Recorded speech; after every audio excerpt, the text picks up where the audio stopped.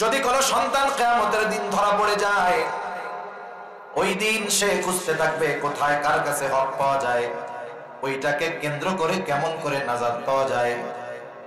সন্তান ওই দিন মা বাবার ব্যাপারে আল্লাহ তাআলার কাছে অভিযোগ দায়ের করবে, কারণ ওই দিনটা হলো এমন এক দিন, ওই দিন কেউ কারোর ব্যাপারে চিন্তা করবে না, নিজের চিন্তায় সবাই বিভোর থাকবে।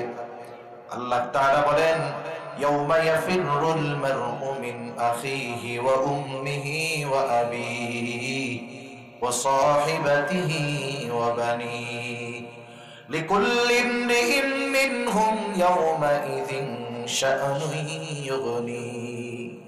আল্লাহ তাআলা বলেন, কিয়ামতের দিন ভাই ভাইয়ের থেকে পলায়ন করবে, ওয়া উম্মিহি ওয়া আবিহি পিতামাতার থেকে পলায়ন করবে, ওয়া সাহিবাতিহি ওয়া বানিহি সন্তান স্ত্রীর থেকে পলায়ন করবে।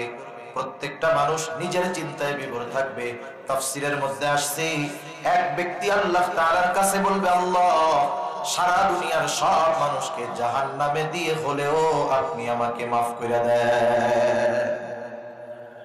ওই দিন কেউ ছাড়বে না, ধরা পড়ে যদি যায়। আর অভিভাবক বাবা যদি সন্তানের হকগুলো আদায় না করে, ওই দিন সন্তান আল্লাহর দরবারে অভিযোগ দায়ের করে বলবে, রব্বানা ইন্না আতা'না সাদাতানা ওয়া কুবারা'না ফাআদাল্লুনা সাবিলা। সে নামাজ পড়ে নাই, রোজা রাখে নাই, সে দায়ী করবে বাপরে, বলবে, আল্লাহ, আমরা আমাদের বড়দের আনুগত্য করেছিলাম, আজকে যে আমি জাহান্নামী হইলাম, এর কারণে দায়ী আমার বাপ, কারণ আমার বাপ আমারে নামাজ পড়তে নির্দেশ দেয় নাই, আদেশ করে নাই, রোজা রাখার নির্দেশ দেয় নাই, আল্লাহ, প্রাপ্তবয়স্ক হইছি, বিবাহ দেয় নাই, এই জন্য জিনার কাজে লিপ্ত হইছি। আয় আল্লাহ, আজকে আমি জাহান্নামে যাওয়ার কারণে দায়ী হলো আমার বাবা। এখন বলতে পারেন, কোলাই করলো, বাপ কেন দায়ী থাকবে? একটা উদাহরণ দিলে বুঝতে সহজ হবে। অনেক সময় দেখবেন এক গ্রুপের সাথে আরেক গ্রুপের মারামারি লাগে, গেঞ্জাম লাগে। দুই গ্রুপের দুই লিডার আছে ঢাকায়, এদিক দিয়া কর্মীরা মারামারি লাগছে। এইবার কর্মীরা মারামারি কইরা এক দল আরেক দলের আরেকটারে মার্ডার করে ফেলছে। বলেন তো, এই খবর কি নেতার কাছে আছে নাকি? নাই। নেতা ঢাকা বৈশা আছে, এই পাশ দিয়ে যখন মামলা হবে, বলেন তো এক নাম্বার আসামি হবে কে? এ তো জানেও না, অর্ডারও দেয় না, কে হবে? কারণ ও তো ওই দলের অভিভাবক। এর লেগে গুনাহ করছে সন্তান, বাবারে কেন দায়ী করবে? কারণ বাবা হলো লিডার, এই জন্য, অভিভাবক এই জন্য। যথাযথ হক যদি মা বাবা আদায় না করে সন্তানের, সন্তান বলবে, ইন্না আতা'না সাদাতানা ওয়া কুবারা'না ফাদাল্লুনা সাবিলা। আয় আল্লাহ, আমরা আমাদের বড়দের অনুসরণ করেছি, আজকে আমার জাহান্নামে যাওয়ার জন্য দায়ী হলো উনি। এই জন্য কি করেন? আযাবরে দ্বিগুণ করে দেন। রব্বানা আতিহিম দু'ফাইনি মিনাল আযাব ওয়া লা'আনহুম লা'নান কাবীরা। আয় আল্লাহ, আযাবকে দ্বিগুণ করে দেন, আপনি তাদের উপরে আপনার লানত বর্ষণ করেন আল্লাহ, কারণ এদের কারণে আমরা জাহান্নামী হয়েছি। শুধু তাই না, আল্লাহ তাআলা কোরআনুল কারীমের আরেক জায়গায় বলেন, সন্তান, ওই সন্তান মা বাবাকে বলবে, তথা যাদের কারণে জাহান্নামী হবে তাদের ব্যাপারে আল্লাহর কাছে বলবে, রব্বানা আরিনাল লাযাইনি আযাল্লানা মিনাল জিন্নি ওয়াল ইনস নাজআলহুমা তাহতা আকদামিনা লিয়াকুনা মিনাল আসফালিন। আমার কথা বলতেছি না ভাইরা, আল্লাহ তাআলার কথাই বলতেছি। আল্লাহ তাআলা বললেন, ওই দিন ওই পাপীরা বলবে, রব্বানা, ও আমার রব, আরিনাল লাযাইনি আযাল্লানা, আজকে যাদের কারণে আমরা অপদস্থ হলাম, জাহান্নামী হইলাম, তাদেরকে একটু দেখায়া দেন। যেই জিনের কারণে হইছি তাদের দেখায়া দেন, যেই মানুষদের কারণে হইছি তাদেরও দেখায়া দেন। মুফাসসিরিনে কেরাম বলেন, জিন দ্বারা উদ্দেশ্য শয়তান, মানুষ দ্বারা উদ্দেশ্য হলো আদম আলাইহিস সালামের প্রথম সন্তান। কিন্তু অধিকাংশ মুফাসসির বলেন, মানুষ দ্বারা উদ্দেশ্য সকল মানুষ যাদের কারণে সে জাহান্নামী হবে। শয়তান দ্বারা উদ্দেশ্য জিন শয়তান, যার কারণে সে পথভ্রষ্ট হবে। কি বলবেন? দেখায় দেন ওই সমস্ত জিন আর মানুষদের। কেন দেখায় দিতে বলবে? আরিনাল লাযাইনি আযাল্লানা মিনাল জিন্নি ওয়াল ইনস নাজআলহুমা তাহতা আকদামিনা লিয়াকুনা মিনাল আসফালিন। আমি তাদেরকে পা দ্বারা পদদলিত করতে চাই, যাতে করে তারা চরম পরম অপমানিত হয়। তাইলে বাবা হক আদায় না করার কারণে যদি সন্তান জাহান্নামী হয়, সন্তান বলবে বাপরে দেখায় দাও, আমি পা দিয়ে ওদের মারাবো, ওর কারণে আজকে আমি জাহান্নামী হইলাম। এই জন্য অভিভাবকেরা আছেন, অনেকে আছেন ভবিষ্যতে অভিভাবক হবেন। জীবনের এই পথ চলা 1000 2000 বছরের নয়, সর্বোচ্চ 50 60 70 বছরের। এই 70 বছরের পথ চলা যদি কোরআন সুন্নাহর আলোকে না হয়, শরীয়তের নিয়ম নীতির আলোকে না হয়, এই 70 বছরের উল্টা পাল্টা আমাকে আপনাকে অনন্তকালের জাহান্নামের বাসিন্দা বানায় দিতে পারে। মাল দেখে, সম্পদ দেখে মানুষ বিবাহ করে, জামালিহা সৌন্দর্য দেখে বিবাহ করে, 3 নাম্বার বংশ দেখে বিবাহ করে, 4 নাম্বার নবীজি বলে দীনিহা তার দিনদারিত্ব দেখে বিবাহ করে।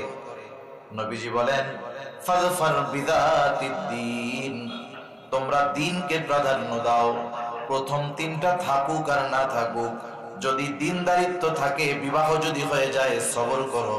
হয়তো কালো, বংশ হয়তো উঁচু না, টাকা পয়সা অনেক না, কিন্তু দিনদার।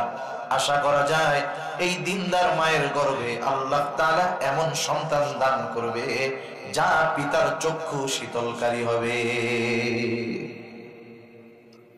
এজন্য 1 নাম্বার সন্তানের অন্যতম হক হলো দিনদার একজন মা। কিন্তু আফসোসের ব্যাপার, এখন দিনদারিত্ব ছাড়া বাকি 3টা থাকলেই হয়। আগে তো মুরব্বীরা বংশের বিষয়ে বড় খেয়াল করতো, কোন বংশের মেয়ে এটাও দেখতো। এই জামানায় বংশ দেখে না, টাকা আর লাল চেহারা হইলেই হইছে, ঠিক না? কিন্তু বুঝতে হবে যদি দিনদারিত্ব না থাকে তাহলে বড় অবস্থা খারাপ। সেই জন্য সন্তানের 1 নম্বর হক, অন্যতম হক, যে প্রত্যেকটা পিতার কাছে সে একটা দিনদার মা পায়, এটা তার হক। তার মানে সন্তান যদি দিনহীন একটা মেয়েকে বিবাহ করে কোনো মানুষ, সন্তান দুনিয়ায় আসার আগেই ওই পিতা সন্তানের একটা হক নষ্ট করে বসে। আমার একটা ঘটনা মনে পড়ে গেল, আপনাদের শুনাই। গোটা দুনিয়ার মধ্যে 4টি মাযহাব বড় প্রসিদ্ধ, এর মধ্যে একটা মাযহাব হলো ইমাম মালিক রাহমাতুল্লাহি আলাইহির মাযহাব। মাযহাব কিন্তু কোরআন সুন্নাহর বাইরে না, কোরআন সুন্নাহর আলোকেই মাযহাব প্রতিষ্ঠিত হয়েছে। কোন মাযহাব কোরআন সুন্নাহর বাইরে না। এক মাযহাবের সাথে আরেক মাযহাবের কোনো সংঘর্ষ নাই। এই প্রখ্যাত 4টি মাযহাবের বিখ্যাত 4 মাযহাবের এক মাযহাবের ইমাম হলো ইমাম মালিক রাহমাতুল্লাহি আলাইহি। ওনার বাবার ঘটনা শোনাই আপনাদের। ওনার বাবার নাম ছিল আনাস। আনাস ছিল মা বাবার আনুগত্য একজন সন্তান, মা বাবা যা বলতো তা শুনতো। সন্তান প্রাপ্তবয়স্ক হয়ে গেছে আনাস, মা বাবা সন্তানকে বিবাহ দিবে। সারা দেশের মধ্যে, এলাকার মধ্যে কন্যা তালাশ করতেছে, কোথায় পাওয়া যায়। মনে রাখবেন, মা বাপ যদি দিনদার হয়, সন্তানের ক্ষেত্রে দিনদার কন্যা তালাশ করে। মা বাবা যদি দুনিয়াদার হয়, সন্তানের ক্ষেত্রে দুনিয়াদার তালাশ করে। আনাসের মা বাবা তো দিনদার, সে দিনদার কন্যার খোঁজ করতেছে। খোঁজ করতে করতে একটা মেয়ের খোঁজ পেয়ে গেছে। মা গিয়ে মেয়েটাকে দেখছে, মেয়েটার সবকিছু ভালো লাগছে, বংশ ভালো, দিনদারিত্ব ভালো, কিন্তু চেহারাটা কালো, দেখতে সুন্দর না। এইবার মা এসে যুবক আনাসের কাছে বলতেছে, আনাস, তোমারে তো বিবাহ দিব, একটা মেয়ে দেখে আসছি। মেয়েটা খুব দিনদার, তাহাজ্জুদ গুজার, আদব আখলাক সব ভালো লাগছে, ওর সাথে বিবাহ দিতে চাই। মা বাবার আনুগত্য সন্তান যারা, তারা কি বলে? আব্বা, মা, আপনি দেখছেন, আপনি দেখলেই হবে, এটা কয় না? এই তো বলে। মা বলতেছে তুমি একটু দেখা আসো। বলে না, আমার দেখা লাগবে না, আপনি বলছেন ভালো তো ভালো, অসুবিধা নেই। এইবার মা বাবা সন্তানের সাথে ওই মেয়ের বিবাহের ব্যবস্থা করলেন, বিবাহ হয়ে গেল। এখন পর্যন্ত দুইজন দুইজনকে দেখে নাই। প্রথম দেখা হবে, প্রথম রজনীতে দেখা হবে। এইবার বালক, ওই যুবক আনাস ঘরের মধ্যে ঢুকছে, মেয়েটাকে দেখছে। দেখার পরে তার মনটা খারাপ হয়ে গেছে। দেখে যে গুণ যত শুনেছি, চেহারা তো এরকম না। মেয়ে গুণবতী, লজ্জাবতী, দিনদার, সব ঠিক আছে, কিন্তু চেহারাটা কালো। মানুষ হিসাবে মানুষের কিছু চাহিদা থাকতেই পারে। এখন কালো চেহারা দেখে যুবকের মনটা খারাপ হয়ে গেছে। এইবার কাছে না বসে একটু দূরে আইসা বইসা পড়ছে। মেয়েটা বুঝতে পারছে আমার স্বামীর মনে হয় আমাকে পছন্দ হয় নাই। জ্ঞানী মেয়ে, বুদ্ধিমতী মেয়ে, সে নিজে বিছানা থেকে উঠে সে স্বামীর কাছে এসে কোরআনের আয়াত তিলাওয়াত করতেছে, বলতেছে আসা আন তাকরাহু শাইআন ওয়া হুয়া খায়রুল লাকুম ওয়া আসা আন তুহিব্বু শাইআন ওয়া হুয়া শাররুল লাকুম। আনাস তো আলেম, কোরআনের আয়াত যখন বলছে সে বুঝতে পারছে আমার স্ত্রী আমাকে কি বলতেছে। সে বলতেছে মূল কথা হলো এরকম, আল্লাহ তাআলা বলেন তোমরা অনেক কিছু নিজেদের জন্য অপছন্দ করো, নিজেদের জন্য অনেক কিছু আছে অপছন্দ করো, অথচ ওয়া হুয়া খায়রুল লাকুম, তোমাদের ওই অপছন্দের জিনিসটা তোমাদের জন্য কল্যাণকর। আবার তোমরা অনেক কিছু পছন্দ করো, তুহিব্বু শাইআ ওয়া হুয়া শাররুল লাকুম, অনেক কিছু আছে তোমরা নিজেদের জন্য পছন্দ করো, ওই জিনিসটা তোমরা নিজেদের জন্য ভালোবাসো, অথচ ওয়া হুয়া শাররুল লাকুম, ওইটা তোমাদের জন্য মন্দের, কল্যাণের নয়। তার মানে মেয়েটাও বলতেছে যে দেখেন আমাকে হয়তো কালো দেখতেছেন, আপনার ভালো লাগতেছে না, হয়তো আল্লাহ তাআলা আমার মধ্যে আপনার জন্য কল্যাণ রেখে দিয়েছে। এবার যুবক আনাস উঠা ওই মেয়েটার কাছে গেছে। দুজনের মধ্যে সম্পর্ক হয়েছে। আল্লাহর কি কুদরত, প্রথম দিনেই আল্লাহ রাব্বুল আলামিন আনাসের সন্তান ওই মহিলার গর্ভের মধ্যে আল্লাহ তাআলা পৌঁছায় দিয়েছে। পরের দিন সকালবেলায় আনাস ঘুম থেকে উঠছে, দিনের আলোয় আবার চেহারা দেখছে, দেখে তো মেয়েটা কালো। বুঝতে পারে নাই, মনে বোঝ দিতে পারে না। আনাস বাড়ি ছাড়া হয়ে গেছে, বাড়ি ত্যাগ করে চলে গেছে। একেবারে 20 বছর পর সে এলাকায় আসছে। কত বছর? 20 বছর পর সে এলাকায় আসছে। আয়েশা এলাকা চিনতে পারে না। আমাদের মতো হুজুররা যখন কোন অপরিচিত জায়গায় যায়, বাড়ি খোঁজার আগে গিয়া মসজিদ খোঁজে। উনিও মসজিদ খুঁজা মসজিদে গেলেন, মসজিদে জোহরের নামাজ আদায় করলেন। নামাজ শেষ করে তিনি বসে আছেন। ওনাকেও অনেকে চিনে না, উনিও কাউকে চিনেন না। ওনাকেও কেউ চিনতেছে না, উনিও অনেকে চিনে না। বসে আছেন, অপেক্ষা করতেছেন। হঠাৎ দেখলেন ইমাম সাহেব নামাজ শেষ করার পরে বসলেন। ইমাম সাহেবের সামনে অনেক মানুষ জড়ো হয়ে বসলো। ইমাম সাহেব তাদেরকে মাসলা মাসাইলের শিক্ষা দিলেন, হাদিস বর্ণনা করলেন। প্রত্যেকটা বিষয় এত সুন্দরভাবে তিনি উপস্থিত শ্রোতাদেরকে বুঝাইলেন। আনাস এই দৃশ্যটা দেখে মনে মনে বলতেছে, আরে আল্লাহ তাআলা যদি আমাকে এরকম একটা সন্তান দিত, আমার চাইতে সৌভাগ্যবান আর কেউ হতো না। যাই হোক, চলে গেল। কিছু সময় পর ইমাম সাহেব বাড়ি চলে গেছে। এইবার ওই আনাস 20 বছর পরে বাড়িতে আসছে। জিজ্ঞাসা করতেছে অমুকের বাড়িটা কোন দিকে। নিজের বাড়ি নিজে চিনে না ঠিক মতো। এইবার উনি গেছেন বাড়িতে, দরজা টোকা দিয়েছে। দরজা টোকা দেওয়ার পর দরজা খুলে দেখে, দরজা খুলছে ওই লোকটা যে মসজিদের মধ্যে ইমামতি করার পরে অন্যান্য মানুষদের শিক্ষা দিচ্ছিল। ইতিমধ্যে মানুষদের কাছে জিজ্ঞাসা করছে বাসায় যাওয়ার আগে যে এই যুবকের বাড়ি কোথায়। বলে এই যুবক এক হতভাগা যুবক। কেন? এত বড় আলেম। বলে এর বাবা বিবাহের প্রথম দিন ও মাতৃগর্ভে আসছে, ওর বাবা বিবাহের পরের দিন দেশ ছাড়া হয়েছে, এখনো আসে নাই।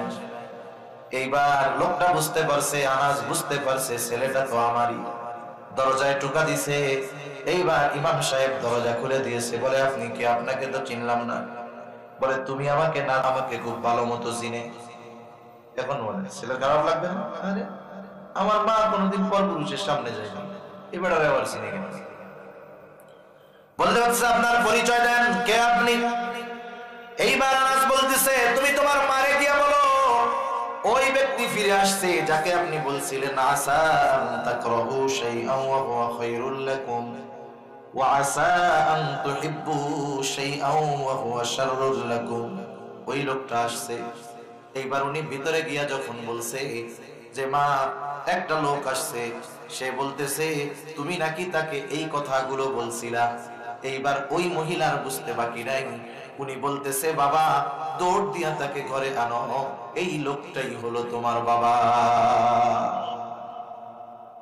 এই লোকটা হলো ইমাম মালিক রাহমাতুল্লাহি আলাইহি, চার মাযহাবের অন্যতম এক মাযহাব মালিকি মাযহাবের ইমাম। মা কিন্তু কালো ছিল, পছন্দ হয় নাই, বাপ পালায়াও চলে গেছে, কিন্তু ওই কালো মায়ের গর্ভে আল্লাহ তাআলা এমন এক সন্তান দান করেছে, শুধু যে তাকে পেয়ে তার বাবা খুশি হয়েছে তা নয়, কিয়ামত পর্যন্ত গোটা দুনিয়ার মুসলমানেরা ইমাম মালিককে চিনবে এবং তার জন্য দোয়া করে। এখন কোন যদি কালাও হয় দিনদারও হয়, ওইরকম একজন পোলা যদি আল্লাহ দেয়, দিল শান্ত হবে না? আর বিশ্ব সুন্দরী একটা বিবাহ করে আনছেন, মোটামুটি এরশাদ শিকদারের মতো একটা পোলা হয়েছে, ভালো লাগবে না? এই যে ওনাকে মনে হয় ভালো লাগবে, এই জন্য কয় না কিছু। ভালো লাগবে না। এজন্য মানুষ বিবাহের পরে, বিবাহের আগে চেহারা সম্পদ এগুলোর একটা চাহিদা থাকে, কিন্তু বিবাহের পরে চরিত্রটা হয় সবচাইতে গ্রহণযোগ্য বিষয়। এজন্য দেখেন না নায়ক নায়িকারা বিবাহ করে, চেহারা সুন্দর, কোটি টাকার কাবিন লেগে, মাগার 1 বছর 9 ঘুরতে বিবাহ ফুটুস বেলুনের মতো।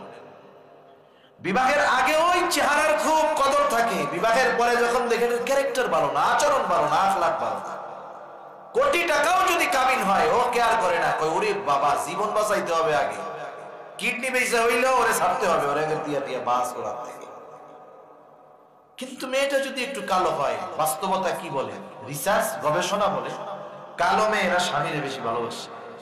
কালো মেয়েরা স্বামীকে ভালোবাসে কারণ ও চিন্তা করে আমি তো দেখতে ভালো না, আমার স্বামী আমারে এত মহব্বত করে, আমার সব ব্যবস্থাপনা গ্রহণ করে, তাহলে বেচারার প্রতি আমার সর্বোচ্চ আন্তরিক থাকার দরকার। চেহারা যদি সুন্দর হয় দেখবেন একটু বড় লাভ মারবে না, এটা দুনিয়ার নিয়ম। তাহলে সন্তানের 1 নাম্বার হক হলো একজন দিনদার মা। 2 নাম্বার হক, এইবার সন্তান যখন মায়ের গর্ভে আসবে, এবার মার কিছু করণীয় বিষয় আছে। আধুনিক চিকিৎসা বিজ্ঞান বলে সন্তান যখন মায়ের গর্ভে থাকে, মা যা বলে, মা যা করে, সব কিছুর প্রভাব ওই গর্ভের সন্তানের উপরে পড়ে। আমেরিকার একজন বিজ্ঞানী গবেষণা করছে, উনি গর্ভবতী মহিলাদেরকে নিয়ে সেমিনার করছে। উনি বলতেছে আপনারা যদি চান আপনার সন্তান ভালো গায়ক হোক, তাহলে আপনি নিজে গান গাবেন, মাঝে মধ্যে গান শুনবেন, গান গাবেন, গান শুনবেন, তাহলে ভালো গায়ক হবে। আপনি যদি চান আপনার সন্তান ভালো অভিনেতা হোক, আপনি যার অভিনয় পছন্দ ওইটা দেখবেন, নিজেও মাঝে মধ্যে একটু ভাব ভঙ্গি দিয়ে অভিনয় করবেন। এই জন্য ইসরায়েলের নাম শুনছেন? ইসরায়েল যারা নির্বিচারে ফিলিস্তিনের মজলুম মুসলমানদের হত্যা করতেছে, এই ইসরায়েলের মধ্যে যখন কোন মেয়ে গর্ভবতী হয়, এই প্রেগন্যান্সি কালীন পুরো সময়টা গভর্নমেন্টের অধীনে থাকতে হয় ওই মহিলা, এবং তারা ওখানে তাকে যথেষ্ট রক্ষণাবেক্ষণের ব্যবস্থা করে। কি করে? নিয়ে তাকে জটিল জটিল অঙ্ক করতে দেয়, জটিল জটিল সমীকরণ বের করার জন্য দেয়, যেগুলোতে মাথা খাটানো লাগে, মেধা খাটানো লাগে। এই প্রেগন্যান্ট মহিলাকে দিয়ে এই কঠিন কাজ কেন করায়? কারণ ও যখন ওই কাজগুলো করবে, ওই কাজের পূর্ণ প্রভাব তার সন্তানের মধ্যে পড়বে। সুবহানাল্লাহ। চিন্তা করে দেখেন আমরা কি করি। আমাদের দেশে যখন বাচ্চা পেটে আসে, গ্রাম অঞ্চলে আগে তো ছিল, আপনাদের অঞ্চলে হয়তো আছে, গর্ভবতী মহিলারা কাজ কাম সবই করতো, মোটামুটি সব করতো। কিন্তু এখন যখনই পেটে বাচ্চা আছে, উনি 4 হাত পাও নিয়ে এক জায়গায় বসে পড়ে, স্বামীরে বলবে এখন তো আমি নড়াচড়া করতে পারি না, আমি কেমনে কি করবো, বাসায় ডিশের লাইন নাই, কেমনে টাইম কাটবে আমার, 200 চ্যানেল ওলা একটা ডিশের লাইন কিনে আইনা দেন আমারে। এইবার এক জায়গায় চেয়ারে বৈশা বৈশা টেলিভিশন দেখবে, লাস্টে বাচ্চার নড়াচড়া হবে না, নিজেরও ঠিক মতো হবে না, এরপরে পেট কেটে এটাকে বের করা লাগবে। কথা খারাপ লাগতেছে না? বাস্তব কথা বলতেছে। সেজন্য মাতৃগর্ভে যখন সন্তান আসবে, মা আমল বাড়ায় দিবে। মা যদি কোরআন তিলাওয়াত করে, ওই তিলাওয়াতের প্রভাব সন্তানের উপরে পড়বে। মা জিকির করবে, দুরূদ শরীফ পড়বে, এর সব প্রভাব গিয়ে সন্তানের উপরে পড়বে, কোনো সন্দেহ নেই। এই জন্য গর্ভকালীন সময়টা মায়ের দায়িত্ব হলো বেশি বেশি দ্বীনি কাজ করা, যেটা তার জন্য কঠিন না হয়, সাথে সাথে গুনার কাছ থেকে বেঁচে থাকা, তাহলে এর পূর্ণ প্রভাবটা সন্তানের উপরে পড়বে। এইবার সন্তান যখন দুনিয়ায় ভূমিষ্ঠ হবে, সন্তানের অন্যতম হক ডান কানে আযান বাম কানে ইকামত। ডান কানে আযান হবে, বাম কানে ইকামত হবে। বাস্তবতা হলো মানুষ বোঝে না, বাচ্চা হয় এক জায়গায়, খবর দেয় এক জায়গায়, আযান দেয় এক জায়গায়। রাত 3টার সময় হয়েছে, বাচ্চা ছেলে ফোন দিছে বিদেশে বাপের কাছে যে আনন্দের সংবাদ, তোমার একটা পোলা হয়েছে। রাত 3টার সময় বিদেশ থেকে ফোন দিছে ইমাম সাহেবের কাছে, মুয়াজ্জিনের কাছে। বলেন তো রাত 2টা 3টার সময় যদি ইমাম মুয়াজ্জিনরে ফোন দেয়, মনে করবে মনে হয় কেউ মরছে। ফোন ধইরাই কিছু না কয়ে ভাই মরছে কেডা। রাত 3টার সময় তো হুজুরের দাওয়াত খাওয়াইতে আর ডাক দেয় না। এখন দাওয়া ফোন দিছে, ভাই মরছে কেডা। আরে ভাই মরে নাই, আমার একটা পোলা হয়েছে, আমি খুশি। খুশির সংবাদ দেওয়ার লেগে ফোন দিছি, শোক সংবাদের জন্য। একটু আজান দিয়ে দেন মাইকে। পোলা হইল কই, খবর দিছে কই, আজান দিতে কই। ওইখানে যারা থাকবে, পুরুষ থাকলে পুরুষ, নারী থাকলে নারী, ছেলে হোক আর মেয়ে হোক, আস্তে আস্তে আজানের শব্দগুলো ডান কানে বলবে, ইকামতের শব্দগুলো বাম কানে বলবে। দুনিয়ার কোন আওয়াজ তার কানে যাওয়ার আগে আল্লাহ তাআলার বড়ত্বের আওয়াজ তার কানে পৌঁছায় দিতে হবে। এইবার আজান দেওয়া হলো, এরপরে 7ম দিন সুন্দর একটা নাম রাখবে। মাথার চুলগুলো মুন্ডায়া দিবে, মাথার চুলগুলো ফালায়া দিয়া ওই চুলের ওজন সমপরিমাণ রূপ্য অথবা স্বর্ণ সাদকা করে দিবে। 7ম দিন সুন্দর একটা নাম রাখবে, যেই নাম দিলে বোঝা যায় যে এটা মুসলমান আর মুসলমানের পোলা। নাম রাখে কি বলে, আব্দুর রহমান রকি। রকি নামের কেউ থাকলে ভাই আমার উপর রাখবেন না। এখন এই যে রকি নামটা, এটা মুসলমানের নামও আছে, হিন্দুরও আছে, খ্রিস্টানেরও, বৌদ্ধেরও আছে। এই নামটারে কি নাম বলবেন? এই নাম কি কোনো ধর্মীয় পরিচয় বহন করে? আগের নামটা কত সুন্দর, আব্দুর রহমান। হাদিসের মধ্যে আসছে আল্লাহ তাআলার কাছে সবচাইতে প্রিয় নাম হলো আব্দুল্লাহ আর আব্দুর রহমান। কত সুন্দর নাম। এখন আব্দুল্লাহ আব্দুর রহমান এলাকায় বেশি। আপনি আব্দুল শব্দ যোগ করে এবার আল্লাহর গুণবাচক নাম যোগ করে দেন। আব্দুর রহিম, আব্দুস সামাদ, আব্দুর রাজ্জাক, আব্দুল মালিক, আব্দুল খালেক, আপনি এইভাবে নাম যোগ করে দেন, কোনো অসুবিধা নেই। তবে এই ধরনের নাম যদি কেউ রাখে, ডাকার ক্ষেত্রে সতর্কতা অবলম্বন করা দরকার। যার নাম খালেক, আব্দুল খালেক, তাকে শুধু খালেক ডাকা ঠিক হবে না। আমাদের দেশে তো শুধু খালেক ডাকে, আর একটু তেড়া কইরাও ডাকে, কেউ খালেক কে দিগায়। কারণ নাম তেড়া করে ডাকা এটা জাহেলিয়াতের সময়ের কাজ। অনেকের নাম যা নাম একটু বেকাচোকা করে কয় না, মানে তেড়া করে নাম বলে, এই হলো জাহেলিয়াতের সময়ের কাজ। এক হাদিসের মধ্যে আসছে, কারণ নাম তোমরা ব্যঙ্গাত্মক ভাবে তোমরা কারো নাম ধরে ডাকবা না, এগুলো নিষেধ। এই জন্য নাম সুন্দর রাখতে হবে এবং ওই সুন্দর নামে তাকে ডাকতে হবে। আর আমরা ভালো নামটা লুকায় রাখি, আর ওই যেই নাম অস্তিত্ব খুঁজে পাওয়া যায় না, ওই নামওয়ালা নাম সামনে দিয়ে রাখি, এটা করবো না। ডাক নামটা সুন্দর রাখবো। বুজুর্গানে দিন বলেন, কিয়ামতের দিন আল্লাহ তাআলা তো দাম নাম ধরে ধরে ডাকবে। এটা একটা সুযোগ হইতে পারে, ডাকবে ইব্রাহিম, সব ইব্রাহিম ছুটা যাবে। আল্লাহ তাআলা হয়তো বলবে যে দেখো আমি তো আমার নবী ইব্রাহিমকে ডাকছি, আমাদের নামও তো ইব্রাহিম। হতে পারে আল্লাহ তাআলা এই বরকতে তার ওই বান্দাকে আল্লাহ তাআলা মাফ করে দিবে। সুবহানাল্লাহ। কিয়ামতের দিন আল্লাহ তাআলা বান্দার বাহানা খুঁজবে, মাফ করার বাহানা। কেমনে বান্দারে মাফ করা যায়? ওসিলা দিয়া। আরে দেখেন, আমরা গল্প শুনছি না, এখন এক বাঘ ঝর্ণার থেকে পানি খাচ্ছে, প্রবাহমান পানি থেকে পানি পান করতেছে। বাঘ উপরে পান করতেছে, আর একটা ছাগলের বাচ্চা নিচে পানি পান করতেছে। উপর থেকে পানি আসতেছে নিচের দিকে, নিচের থেকে তো আর উপর দিকে যায় না। বাঘ একটু পানি খেয়ে দেখায় দেয়, ছাগলটা তো খুব নাদুস নাদুস, এটা তো খাওয়ার দরকার। এখন আমি তো বনের রাজা, বিনা কারণে কি খাওয়া যাবে? কারণ বের করতে হবে। কি কারণ? এই ছাগল, কত বড় সাহস, আমি পানি খাইতেছি আর তুই পানি ঘুলাইতেছিস, কত বড় সাহস। এখন ছাগল বলে, তো গল্প তো গল্পই, তবে গল্প থেকে শিক্ষণীয় বিষয় নেওয়ার দরকার। এখন ছাগল বলে, কি বলেন মহারাজা, আপনি উপরে খাইতেছেন, আমি নিচে খাইতেছি, কোশ্চিন কালেও তো পানি ঘোলা হওয়া সম্ভব না। ও ঠিক তো। এরপরে, ও তুই গুলাইছিলে না রে, তোর আব্বা একদিন গুলাইছিল। আচ্ছা, এবার সাইজ করে খেয়ে ফেলছে। দেখেন, দুনিয়ার মানুষ জুলুম করার ক্ষেত্রে অনেক সময় বাহানা খুঁজে, কি খুঁজে না? আল্লাহ তাআলা কিয়ামতের দিন তার বান্দাদেরকে মাফ করার জন্য বাহানা খুঁজবে। এজন্য আমরা সুন্দর নাম রাখবো তো ইনশাআল্লাহ। যেই নাম ধর্মীয় পরিচয় বহন করে, ডাক দিলেই যেন বোঝা যায় যে এই লোকটা একজন মুসলমান মানুষ। তাহলে সপ্তম দিনের প্রথম কাজ গেল কি? চুল মুন্ডায়া দিয়া, ওজন দিয়া, রূপ অথবা স্বর্ণ পরিমাণ টাকা অথবা ওই পরিমাণ স্বর্ণ রূপ সাদাকা। দ্বিতীয় সুন্দর একটা নাম।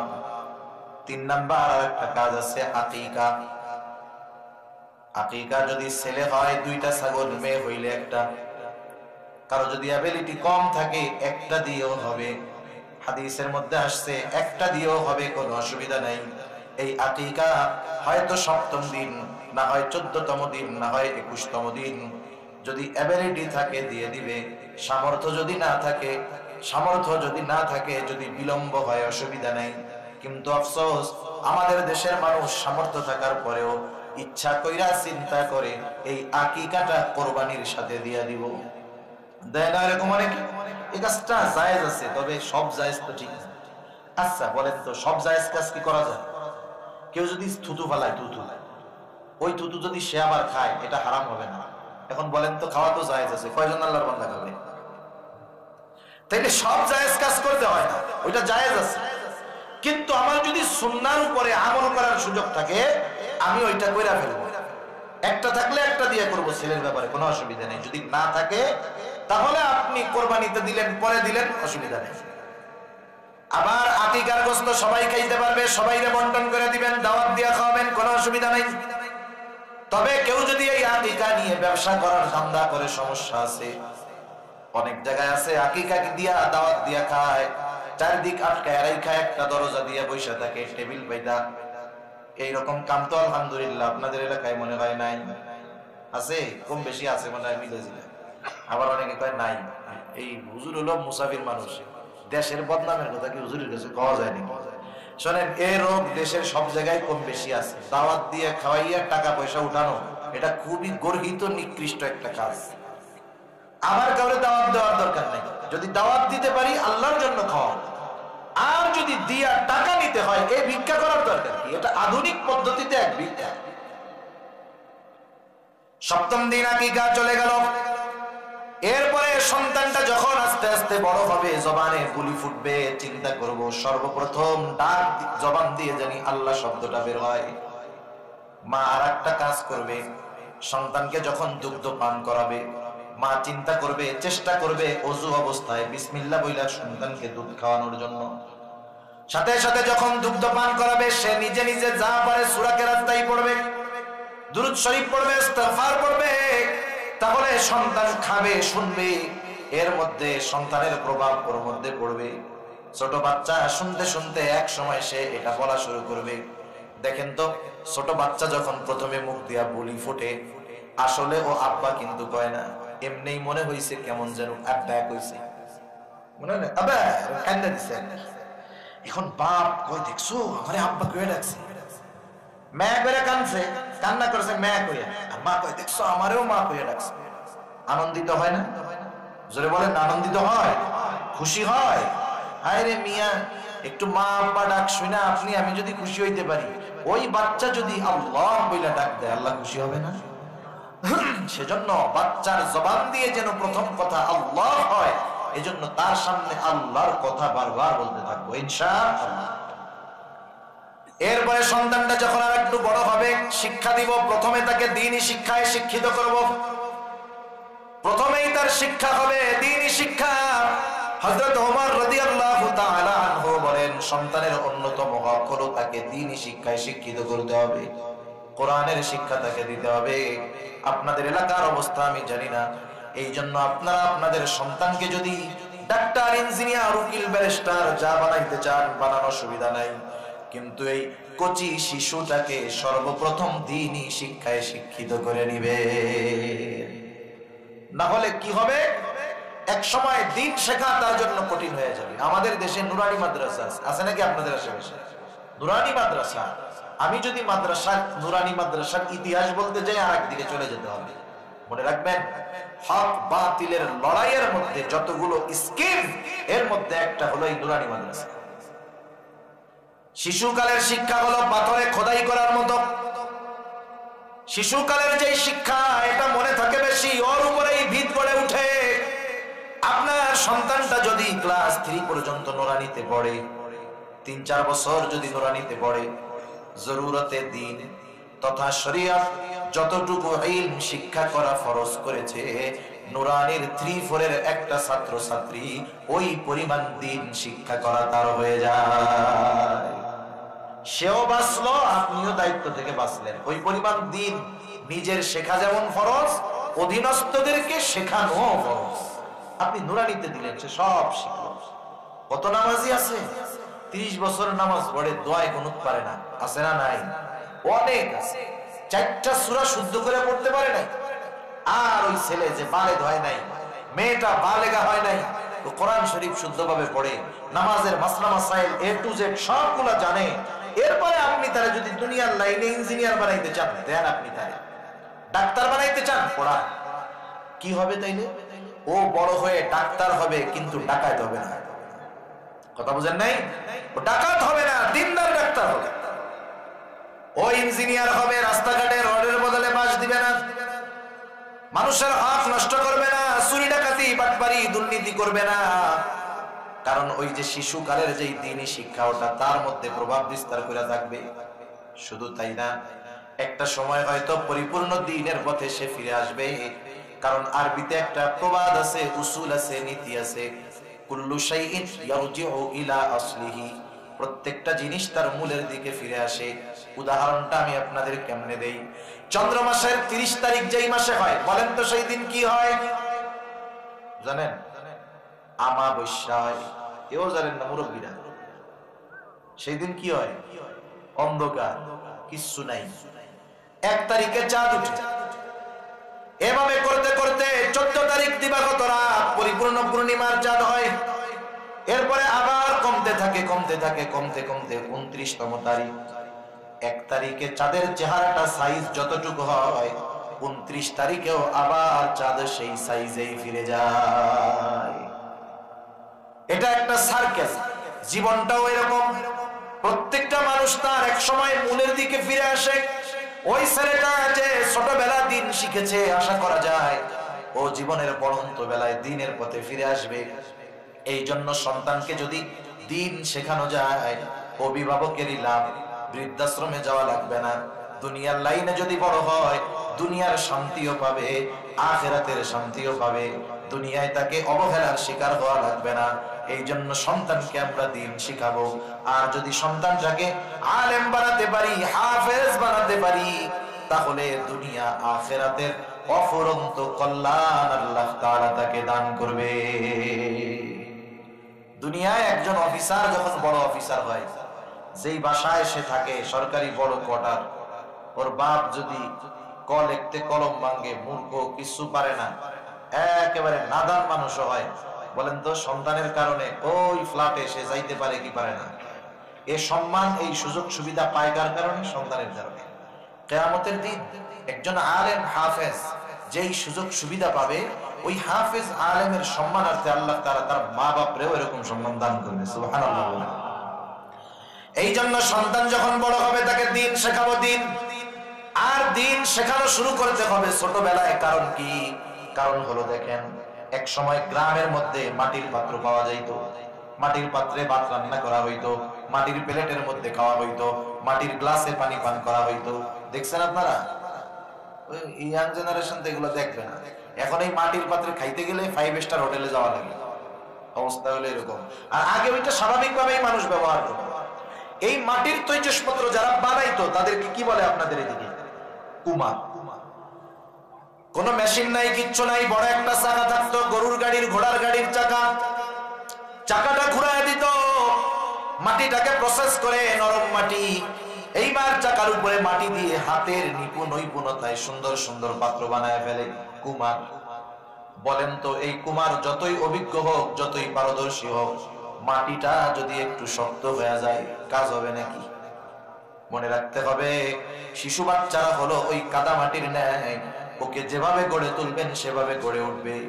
আর যদি একটু বড় হয়ে যায়, শক্ত হয়ে যায়, ওকে দিন শেখানো, দিনের পথে আনা কঠিন হয়ে যায়। এই দিন শেখানো সন্তানের অন্যতম একটা হক। এরপরে সন্তান যখন, আবু দাউদের হাদিস, নবীজি বলেন, সন্তানের বয়স যখন 7 বছর হবে নামাজের জন্য আদেশ করবা, 10 বছরে নামাজ না পড়লে প্রহার করবা, বিছানাটা আলাদা করে দিবা। 7 বছরে যদি নামাজের আদেশ করা লাগে, বলেন তো কোন বিষয়ের আদেশ করার আগে ওই জিনিস শেখানোর দরকার আছে না নাই? আপনার সন্তান যদি মাদ্রাসায় পড়ে, নুরানিতে পড়ে, হয়তো ওলামায়ে কেরাম আছেন, অথবা আপনারাও জেনে থাকবেন 4-5 বছরের ছোট ছোট বাচ্চা কিভাবে নামাজ পড়তে হয় তারা জানে। শুধু তাই না, অনেক সময় 5-6 বছরের বাচ্চার নামাজ পড়ার ধরন দেখলে নিজেদের কাছে লজ্জা লাগে। আর কত সুন্দরভাবে একাগ্রতার সাথে নামাজি হইতেছে।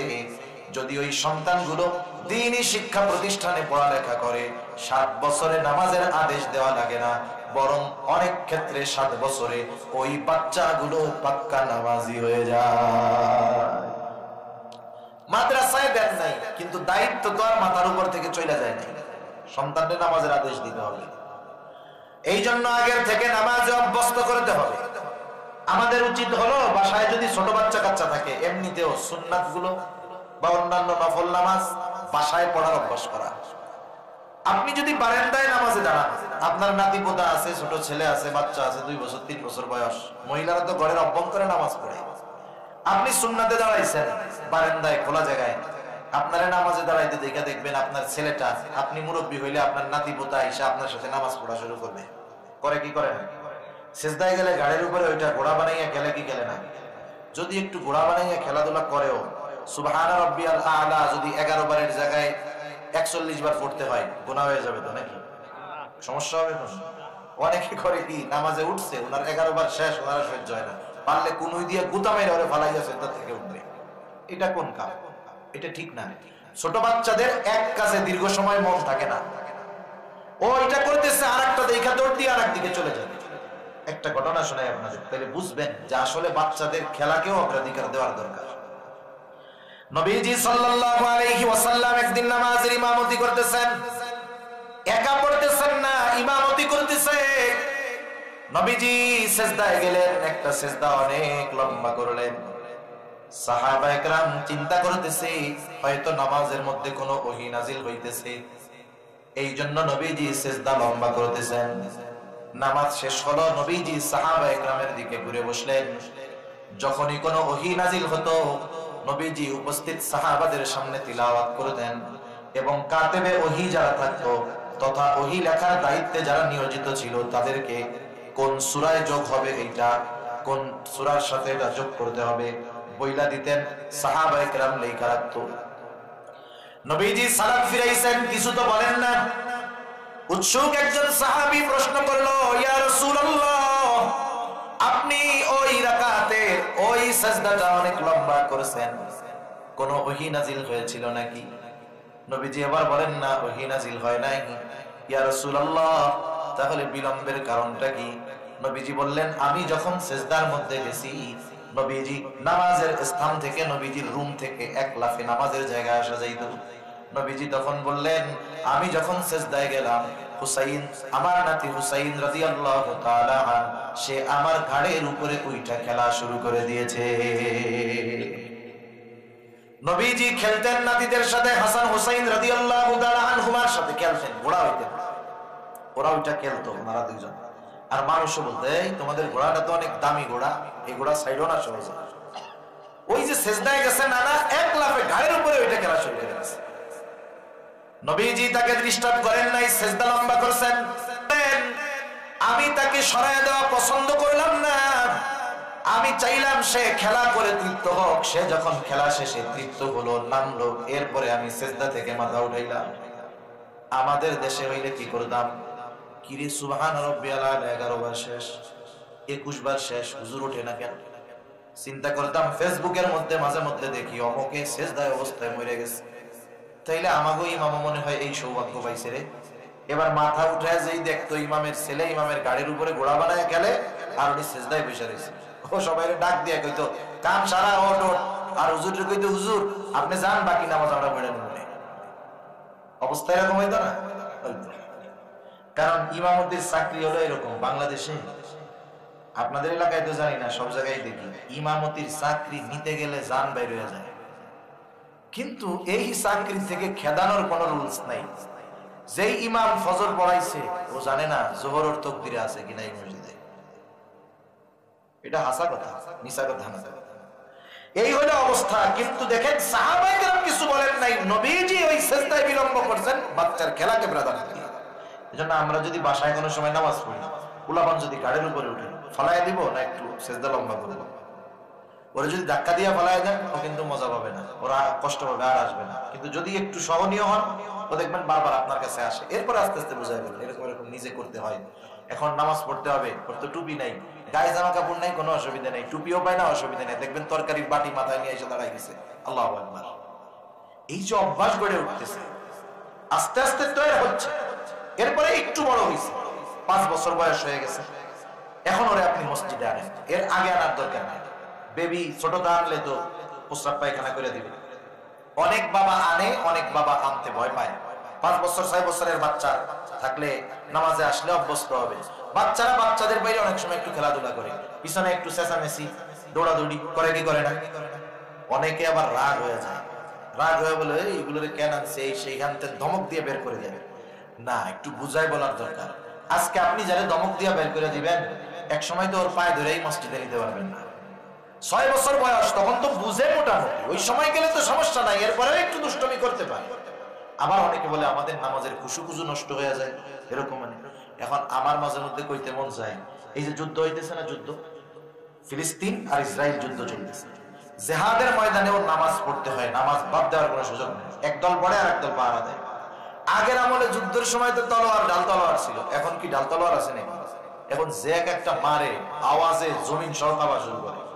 মনে করেন আপনি নামাজে দাঁড়াইছেন, পাশে একটা বোম মারছে, আপনার যদি পোলাপানের গলার আওয়াজে খুশু বাস্ট হয়ে যায়, তাহলে বোম বাস্টের আওয়াজে আপনার কি হবে? ওজুই তো ছুটে যাবে।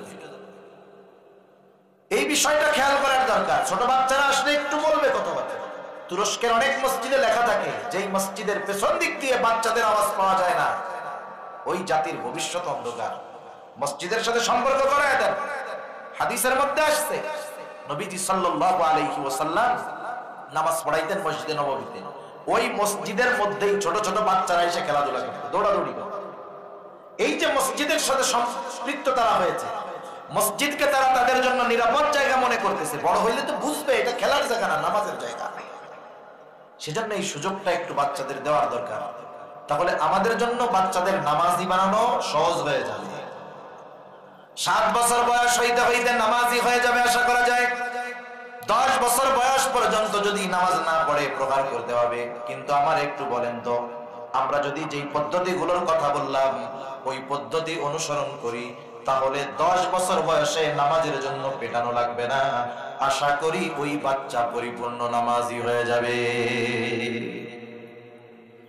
এরপরে সন্তানটা যখন বালেগ হবে, বড় হবে, প্রাপ্তবয়স্ক হয়ে যাবে, সন্তান যখন বিবাহ উপযুক্ত হয়ে যাবে, তখন সন্তানকে বিবাহ দেওয়ার দায়িত্ব হলো অভিভাবকের।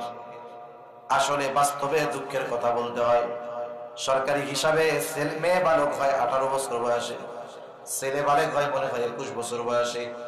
আমার কথা হলো রাষ্ট্রীয় আইন, জেনারেল আইন সব আমরা মানতে বাধ্য তখন যখন শরীয়তের সাথে কোনো সংঘর্ষ না লাগবে।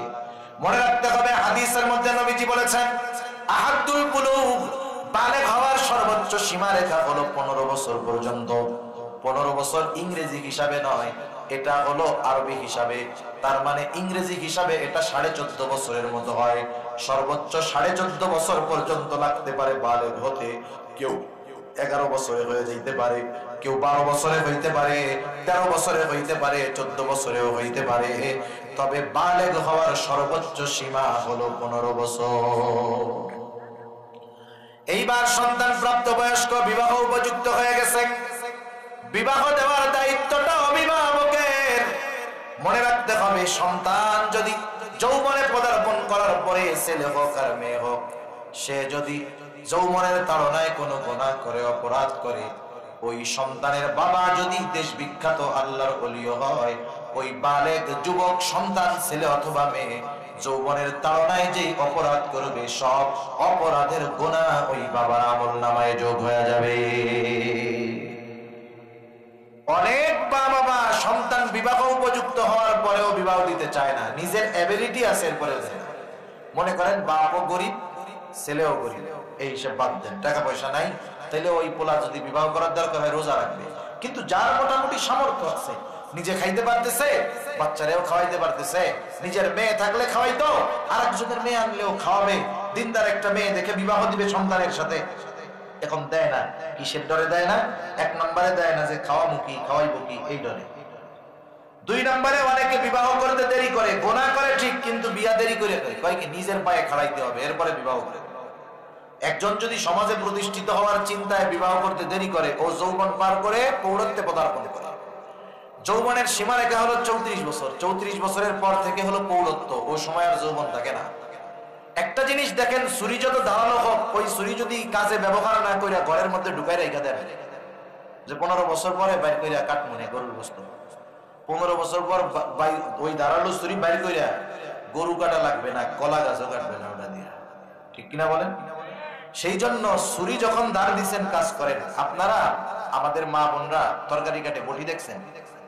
আরে দেখছেন না? দেখছেন 20 বছর আগের বটি ধার দেওয়া লাগে না, এখনো এমন ধার নতুন বটিতে ওই ধার হইল। কেন? ব্যবহার যথাসময় থেকে যথাযথভাবে হইতেছে। প্রত্যেকটা বিষয় এরকম। আজকে সমাজের অনেক রোগ হয়, সমাজের রোগ আছে অনেক। একজনের ওয়াইফ আর একজনের সাথে বাইকে চলে যায়, যাবে না কেন? নিজের পায়ে প্রতিষ্ঠিত হইতে হইতে বয়স হয়ে গেছে 40, টাকা পয়সা আছে, এবার বিবাহ করার জন্য 16-17 বছরের মেয়ে খুঁজতেছে, বিবাহ করছে, ওনার বয়স তো 40, উনি তো 15 বছর পরে অর্ধেক লাশ হয়ে যাবে, আর ওর তো প্রাপ্তবয়স্ক হবে। তখন কি অবস্থা হবে? তখন আন্ডারস্ট্যান্ডিং হবে না, তখন সমাজের মধ্যে বিশৃঙ্খলা হবে, পরকীয়ার মতো জঘন্য অভিশাপ সমাজকে গ্রাস করে বসবে। সেজন্য যথাসময়ে বিবাহ দিয়ে দেওয়া হবে। আরবরা এই বিষয়ে আলহামদুলিল্লাহ খুব ভালো, এজন্য তাদের সবকিছুর দিক দিয়ে ঠিক। কিন্তু আমাদের দেশের পরিস্থিতি এরকম, এই বিষয় থেকে আমাদের বের হয়ে আসার দরকার। আর যেই বাবার সম্পদ আছে, সন্তানকে বিবাহ দেওয়ার পরে একটা মেয়ে আসবে ঘরে, সন্তানের সাথে সে ওই সন্তানকে তার স্ত্রী পরিচালনার জন্য টাকা পয়সা যা দরকার দিতে পারবে। মেয়ে ঘরে থাকলে তো খাইতো। এতে কি হবে? সন্তানের ঈমান বাঁচবে, চোখের গোনা থেকে বাঁচবে, অন্যান্য শারীরিক বিষয়গুলো ঠিক থাকবে। আর যদি বিবাহটা সুন্নাত পদ্ধতিতে দেয়, কি পদ্ধতিতে বলেন?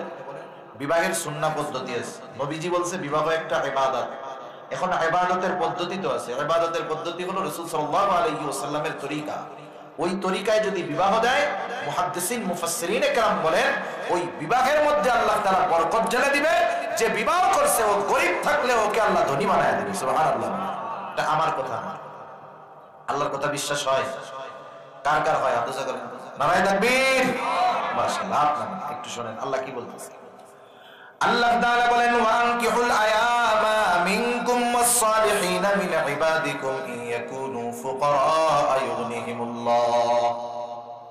আল্লাহ তাআলা অভিভাবকদেরকে আদেশ করতেছে যে তোমাদের অধীনে যারা বিবাহ উপযুক্ত আছে তোমরা তাদেরকে বিবাহ দিয়ে দাও। তার মানে ছেলে বিবাহ করবে না, তাকে বিবাহ দিতে হবে। মেয়ে বিবাহ বসবে না, আরেকজনের সাথে তাকে বিবাহ দিতে হবে। এটা অভিভাবকের দায়িত্ব। এখন যদি অভিভাবক আল্লাহর প্রতি ভরসা রেখে সুন্নাত তরিকায় সন্তানটাকে বিবাহ দিয়ে দেয়, আর সে আজিমের মালিক বলতেছে ইয়াকুনু ফুকারা ইউগনিহিমুল্লাহ। আল্লাহ তাআলা বলেন ওরা যদি দরিদ্র থাকে আমি আল্লাহ তাদেরকে ধনী বানায়া দিব। এই বিশ্বাসটা আমাদের নাই, এই বিশ্বাস আমাদের নাই। আসলে যে বিবাহের মধ্যে বরকত হয়, খরচ করলেই যে বরকত হয় তা না। নবীজি বলেন ইন্না আ'যামান নিকাহি বারাকা আইসারুহা মাউনা। যেই বিবাহে খরচ যত কম ওই বিবাহে বরকত তত বেশি। আপনি আপনার সন্তানদের অল্প খরচে সুন্দর মতো একটা বিবাহ দেন, ইনশাআল্লাহ দেখবেন আল্লাহ তাআলা বরকতের দরজা খুলে দিবে। অনেক সময় আল্লাহ তাআলা একজনের মাধ্যমে আরেকজনের রিজিক দেয়। আর এক গল্প শোনাই আপনাদের। এক বুজুর্গ ছিল জুন্নুন মিসরি রাহমাতুল্লাহি আলাইহি, মাছ বিক্রেতা। জুন্নুন মানে মাছ বিক্রেতা। উনি মাছ মারতেন, তবে আল্লাহর ওলি ছিলেন। ওই জুন্নুনের সাথে, জুন্নুন মিস্ত্রির সাথে ওনার ছোট্ট একটা মেয়ে মাছ মারতে যায়। উনি প্রত্যেক দিন এত পরিমাণ মাছ পাইতেন, অকল্পনীয় বিষয়। মনে মনে চিন্তা করতেন আমি তো মনে হয় আল্লাহর হুকুম মাইনে চলার চেষ্টা করি, একটু ইবাদত করি, এই জন্য আল্লাহ আমার এত বরকত দিয়েছে। একদিন ওই জুন্নুন মিস্ত্রির মেয়েটা মারা গেছে, ছোট মেয়েটা। এইবার উনি মাছ মারতে যায়, আর মাছ পায় না। কি রে, মাছ পাই না কেন? ইবাদত তো আগের চেয়ে আরো বাড়ছে, মেয়ে মারা গেছে, দিল নরম হয়েছে। জুন্নুন মিস্ত্রি একদিন স্বপ্নে দেখতেছে যে জুন্নুন মিস্ত্রি, তুমি মাছ পাইতা তোমার ইবাদতের জোরে না, তোমার এই মেয়ের বরকতে আল্লাহ তাআলা তোমারে এত মাছ দিত। সুবহানাল্লাহ। আরে মিয়া, আপনি গরিব আছেন, সন্তান গরিব, আল্লাহর সন্তুষ্টির জন্য বিবাহ দেন। অনেকে আবার কি করে জানেন, ঋণ টিন হইছে, সুদ টুদ নিয়া এইটা শোধ করার জন্য যৌতুক নিয়ে পোলারে বিয়ে দেয়, বেঁচে আছে না এরকম? এসব তো কাজ হবে না, এসব তো হারাম। এসব পায়খানার চাইতেও হারাম। একজন পায়খানা খাওয়া ভালো, তাও যৌতুক খাওয়া ভালো না। এটা অন্যের উপরে জুলুম করা হয়। এসব ধরনের কাজের সাথে জড়িত থাকা যাবে না। একেবারে সুন্নাত পদ্ধতিতে সন্তানটাকে বিবাহ দেন, আল্লাহর প্রতি বিশ্বাস রাখেন। আল্লাহ তাআলাই বলছেন, এই ইয়াকুনু ফুকারা ইউগনিহিমুল্লাহ, তোমরা যদি দরিদ্র হও ধনী বানায় দিবে কে? কারণ বলা যায় না, ওই মেয়েটা তো দিনদার। যদি দিনদার মেয়ে হয়, ওর বরকতে আল্লাহ তাআলা স্বামীর উপার্জনে বরকত দিয়ে দিতে পারে। আমার জানাশোনা অনেক মানুষ আছে, অনেকে একেবারে আনন্দের সাথে বলে, ভাই বিবাহ করার আগে তো এত অভাবে ছিলাম, আলহামদুলিল্লাহ বিবাহ করেছি, এখন ভালো আছি। বাচ্চা কাচ্চা যেই হয়েছে আল্লাহ তাআলা আমারে আরো বরকত দিয়েছে, এখন আমি অনেক ভালো আছি। এজন্য আল্লাহ তাআলা প্রত্যেকের রিজিক নির্ধারিত করে রাখছেন। এই যে যারা বলে বিবাহ করবি, খাওয়াবি কি, ওদের আল্লাহর উপরে ভরসা নেই। বিবাহ দিব যে তোরে, খাওয়াবি কি? নিজেই তো খেতে পারছ না। আরে আল্লাহ তাআলা ওর বরকতে আপনারেও খাওয়াইতে পারে, ঠিক কিনা বলেন? এজন্য যদি শরঈ কোনো সমস্যা না থাকে, সন্তান বিবাহ উপযুক্ত হলে বিবাহ দিয়ে দিতে হবে। এগুলো পিতামাতার উপরে, সন্তানের যে হকগুলো প্রাপ্ত পিতামাতার কাছে, এখন অভিভাবক এই হকগুলো আদায় করছে, সবগুলো আদায় করছে। এরপরেও সন্তান খারাপ হয়ে গেছে, বদকার হয়ে গেছে, জাহান্নামে গেছে, কিয়ামতের দিন আল্লাহ ওই বাপ মারে জিজ্ঞাসা করবে না যে তুমি কেন এগুলো করো নাই। কারণ আল্লাহ তাআলা যতটুকু দায়িত্ব দিয়েছে, মা বাপ ততটুকু পালন করে ফেলছে। এখন অনেক অভিভাবক মনে করেন এই দায়িত্বগুলো, হকগুলো আদায় করে নাই। আমি আর অল্প সময় 10 মিনিটের মধ্যে শেষ করে দেব ইনশাআল্লাহ। অনেক মা বাবা হক আদায় করে নাই, আল্লাহ না করুন ওই সন্তান জাহান্নামে গেল। দুনিয়ার কারণ যা থাকে থাক, ও দোষ দিবে ওই মা বাবার, অন্যান্য সব বাদ দিয়ে বলবে আল্লাহ আমার মা বাবা আমার হক আদায় করে নাই। কারণ কিয়ামতের দিন সবাই জানতে পারবে কে কার কাছে হক পায়, এটা সবাই জানতে পারবে যে আমি ওর কাছে ওই হকগুলো পাইতাম। দেখেন, মানুষ যখন ধনী থাকে, অনেক সম্পদের মালিক, মনে করেন তার হাজার হাজার একর জমি আছে, বলেন তো ওই 1000 একর জমির মালিক যে 2, 4, 10 শতক, তার কাছে কোনো বেল আছে? এখন বাড়ির পাশে একজন গরিব মানুষ, ওরা কাছে তুই এই 10 শতকে ঘর বাড়ি উঠাই থাকবি, তোরে কেউ কিছু বললে আমি আছি। কথার কথা, ওই 1000 একরের জমির মালিকের জমি যে কোনো কারণে সব মালিকানা থেকে ছুটে গেছে, এখন আর কিছুই নাই। এবার বলেন তো ওই 10 শতক তার কাছে কি দামি? পয়সা খুঁজবে না, এগুলো খুঁটে খুঁটে বাইর করবে কোন জায়গায় 1 শতক আছে। মানুষ যখন বিপদে পড়ে সর্বস্ব হয়ে যায়, তখন বেঁচে থাকার জন্য সামান্য খড়কুটা পর্যন্ত সে তালাশ করতে থাকে। হাসরের ময়দানের অবস্থা এরকম হবে। যদি কোনো সন্তান কিয়ামতের দিন ধরা পড়ে যায়, ওই দিন সে খুঁজতে থাকবে কোথায় কার কাছে হক পাওয়া যায়, ওইটাকে কেন্দ্র করে কেমন করে নাজাত পাওয়া যায়। সন্তান ওই দিন মা বাবার ব্যাপারে আল্লাহ তাআলার কাছে অভিযোগ দায়ের করবে। কারণ ওই দিনটা হলো এমন এক দিন, ওই দিন কেউ কারোর ব্যাপারে চিন্তা করবে না, নিজের চিন্তায় সবাই বিভোর থাকবে। আল্লাহ তাআলা বলেন, ইয়াউমা ইয়াফিরুল মারউ মিন আখিহি ওয়া উম্মিহি ওয়া আবিহি ওয়া সাহিবাতিহি ওয়া বানিহি লিকুল্লি ইমরিইন মিনহুম ইয়াউমাইযিন শাআনুন ইউগনি। আল্লাহ তাআলা বলেন, কিয়ামতের দিন ভাই ভাইয়ের থেকে পলায়ন করবে, ওয়া উম্মিহি ওয়া আবিহি, পিতামাতার থেকে পলায়ন করবে, ওয়া সাহিবাতিহি ওয়া বানিহি, সন্তান স্ত্রীর থেকে পলায়ন করবে। প্রত্যেকটা মানুষ নিজের চিন্তায় বিভোর থাকবে। তাফসীরের মধ্যে আসছে, এক ব্যক্তি আল্লাহ তাআলার কাছে বলবে, আল্লাহ সারা দুনিয়ার সব মানুষকে জাহান্নামে দিয়ে হলেও আপনি আমাকে মাফ করে দেন। ওই দিন কেউ ছাড়বে না, ধরা পড়ে যদি যায়। আর অভিভাবক বাবা যদি সন্তানের হকগুলো আদায় না করে, ওই দিন সন্তান আল্লাহর দরবারে অভিযোগ দায়ের করে বলবে, রব্বানা ইন্না আতা'না সাদাতানা ওয়া কুবারা'না ফাআদাল্লুনা আস-সাবিলা।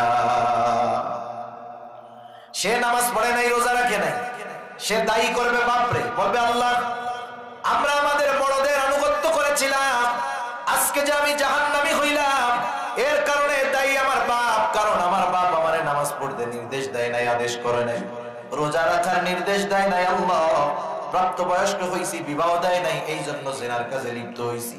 আয় আল্লাহ আজকে আমি জাহান্নামে যাওয়ার কারণে দায়ী হলো আমার বাবা। এখন বলতে পারেন কোলাই করলো, বাপ কেন দায়ী থাকবে? একটা উদাহরণ দিলে বুঝতে সহজ হবে। অনেক সময় দেখবেন এক গ্রুপের সাথে আরেক গ্রুপের মারামারি লাগে, গেঞ্জাম লাগে। দুই গ্রুপের দুই লিডার আছে ঢাকায়, এই দিক দিয়ে কর্মীরা মারামারি লাগছে। এইবার কর্মীরা মারামারি কইরা একদল আরেক দলের আরেকটারে মার্ডার কইরা ফেলছে। বলেন তো এই খবর কি নেতার কাছে আছে নাকি? নাই। নেতা ঢাকা বৈশা আছে, এই পাশ দিয়ে যখন মামলা হবে বলেন তো এক নাম্বার আসামি হবে কে? এ তো জানেও না, অর্ডারও দেয় না, কে হবে? কারণ ও তো ওই দলের অভিভাবক। এর লাগি গুনাহ করেছে সন্তান, বাবারে কেন দায়ী করবে? কারণ বাবা হলো লিডার, এই জন্য অভিভাবক, এই জন্য যথাযথ হক যদি মা বাবা আদায় না করে সন্তানের, সন্তান বলবে ইন্না আতা'না সাদাতানা ওয়া কুবারা'না ফাদাল্লুনা আস-সাবিলা। আয় আল্লাহ আমরা আমাদের বড়দের অনুসরণ করেছি, আজকে আমার জাহান্নামে যাওয়ার জন্য দায়ী হলো উনি। এই জন্য কি করেন? আযাবরে দ্বিগুণ করে দেন।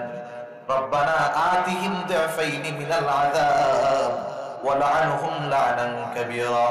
আয় আল্লাহ আযাবকে দ্বিগুণ করে দেন, আপনি তাদের উপরে আপনার লানত বর্ষণ করেন আল্লাহ, কারণ এদের কারণে আমরা জাহান্নামী হয়েছি। শুধু তাই না, আল্লাহ তাআলা কোরআনুল কারীমের আরেক জায়গায় বলেন সন্তান, ওই সন্তান মা বাবাকে বলবে, তথা যাদের কারণে জাহান্নামী হবে তাদের ব্যাপারে আল্লাহর কাছে বলবে রব্বানা আরিনাল্লাযাইনি আযাল্লানা মিনাল জিন্নি ওয়াল ইনস নাজআলহুমা তাহতা আকদামিনা লিয়াকুনা মিনাল আসফালিন। আমার কথা বলতেছি না ভাইরা, আল্লাহ তাআলার কথাই বলতেছি। আল্লাহ তাআলা বললেন ওই দিন ওই পাপীরা বলবে রব্বানা, ও আমার রব, আরিনাল্লাযাইনি আযাল্লানা, আজকে যাদের কারণে আমরা অপদস্থ হলাম, জাহান্নামী হইলাম, তাদেরকে একটু দেখায়া দেন। যেই জিনের কারণে হইছি তাদের দেখায়া দেন, যেই মানুষদের কারণে হইছি তাদেরও দেখায়া দেন।